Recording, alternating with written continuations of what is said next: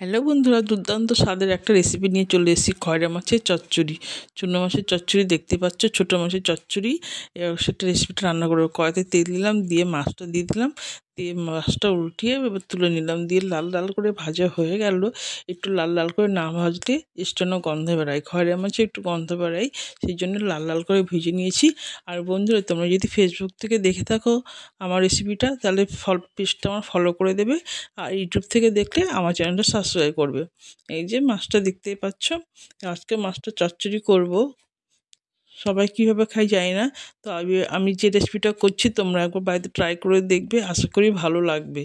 এটা তেল দিয়ে দিলাম, কালো জিরে দিলাম, কাঁচা লঙ্কা দিলাম, দিয়ে আলু দিয়ে দিলাম, দিয়ে লবণ দিয়ে দিলাম, টমেটো দিয়ে দিলাম, দেওয়ার পরে নাড়াচাড়া করছি, দিয়ে পেঁয়াজ কুলি দিলাম, দিয়ে হলুদ দিলাম, খুব সুন্দর কষতে কষতে কষতে কষতে জিরা গুঁড়ো দিয়ে দিলাম। জিরা গুঁড়ো দেওয়ার পরে নাড়লাম, নাড়ার পরে জল দিয়ে দিলাম, দিয়ে ফুটে উঠবে।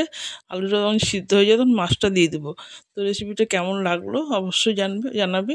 আর ধনিয়া পাতা দিয়ে দিলাম, দেওয়ার পরে এই যে দেখতে পাচ্ছ আমার রান্না কমপ্লিট। তোমার ভালো লাগলে লাইক শেয়ার করুন।